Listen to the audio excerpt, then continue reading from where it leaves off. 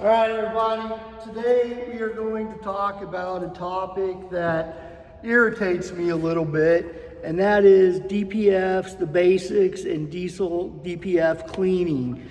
So if you go online, you'll see all kinds of ads for diesel cleaning services, and you'll see videos on YouTube and TikTok and everywhere else about people just taking these things out and flushing them out with a water hose, or these guys in these trucks that come around and clean the DPF. So what we're going to talk about is what the DPF actually does real quick, what the good ways to clean them are, and what the not so good ways to clean them are. So first off, your DPF is basically a container that contains a filter that traps solid particulates.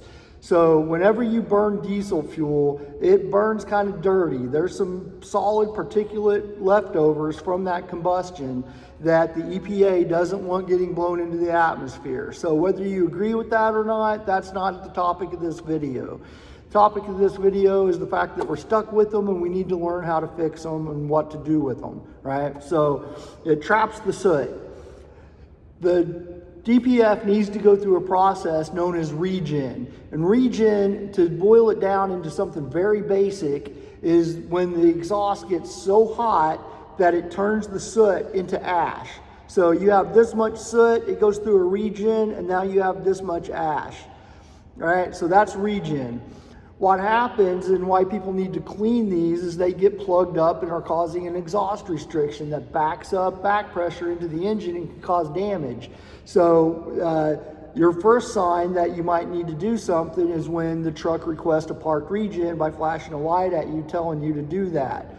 If a parked regen isn't working or is having to be too frequent or something like that, then that might be the sign that you need to get your DPF cleaned. Unless you have some other problem with the engine, like you're not injecting fuel into the exhaust to get it hot enough, your EGR valve isn't working properly, lots of little things like that that could be the reason behind it. But a lot of the time it is just the simple fact that the DPF is clogged up. So what do you do when that happens? Well, first, let's talk about the water hose thing, because that one just is silly as hell, because this is a cutaway view of what your diesel particulate filter looks like. So this is the inlet side, this is the outlet side, and this has been cut out. Obviously, they're not shaped this funky in real life, but you would expect to have some soot and contamination on the inlet side because that's where all that stuff is entering. But if you saw this kind of stuff on this side of it, that would be a sign that your DPF is cracked or damaged and it's probably time to replace that DPF. So definitely don't want to see this on the outlet side. All right, so looking at this thing, you can see, I'll get it up close, that it is basically a ceramic substrate that has bunches of little holes that as the exhaust gas passes through it, all that soot gets trapped inside here. So you think about it, it's full of ash and soot, and you try to flush it out with a water hose. Look how small those passages are, and they're designed to trap stuff. You are not going to get all that out with a water hose. And now I want you to think about what happens to the ash and the soot when it gets hot. All right, when it gets wet, right? And then all of a sudden you took all that ash and that soot that you got wet and then it dries out. You've just filled your filter up with basically concrete at that point. So water hose method definitely falls into the category of don't do it, you're just gonna run your DPF, all right? Now let's talk about the guys that drive those trucks around.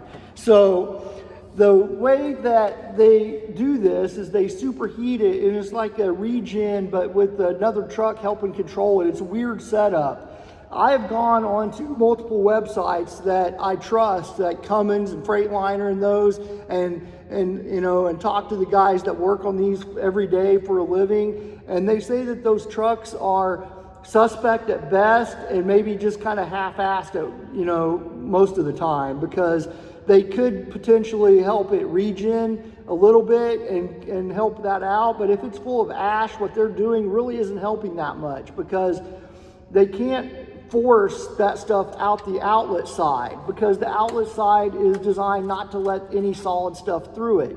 So if they're not taking the DPF off the truck, how are they getting all the contaminants out of this filter? Are they sucking it out the other side?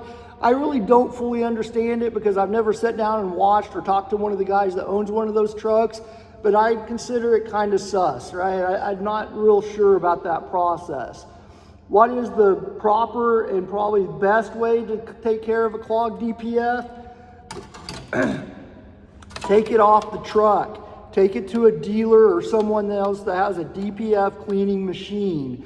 Those machines are designed to heat up the DPF, loosen up the soot and the ash that's in it, and force that soot and ash back out the inlet side that it came in from. So basically, this side, which is the outlet, would have an air knife going over it, forcing air through this guy as it slowly travels back and forth, and that forced air would be pushing all that contaminant out the side that it came in on.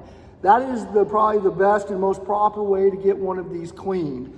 I can't authoritatively say for 100% certain that none of those DPF cleaning trucks do the trick, because I don't know all their little tips, tricks, and secrets, but just technically it's hard for me to wrap my brain around. Unless they have something where they're hooking up to the exhaust on the inlet side and sucking it out or something like that, then that might make a little bit more sense. But the best way to clean them is to take them off, take them and get them cleaned out, right?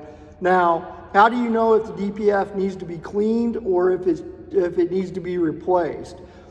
99% of the time, if you inspect your DPF and you don't see any kind of cracks, damage, melting, deformation, everything is nice and smooth, then you probably just need to get it cleaned. It doesn't need replaced.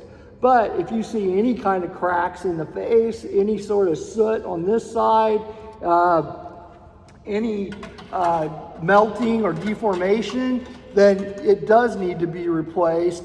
But you also need to find what the root cause of that malfunction was in the first place, right? Don't go and take a melted DPF and put a brand new one on your exhaust and expect a different result. You got to find out what caused that to melt. Do you have a leaking injector? Do you have a coolant leak? Something engine related caused that thing to melt, or caused it to get so hot that it cracked or something like that. So definitely want to do a root cause, do some injector cutout test, do some compression test, do a cylinder performance test, do a fuel flow return test. Definitely stuff that you would want to do, right? So don't just slap a new DPF on something if there's a serious damage to this guy, because you're not finding the root cause. If you have a DPF that won't regen and the DPF itself looks okay, then you could also have a root cause in the engine. The 7th injector on some of the older engines is injecting fuel properly.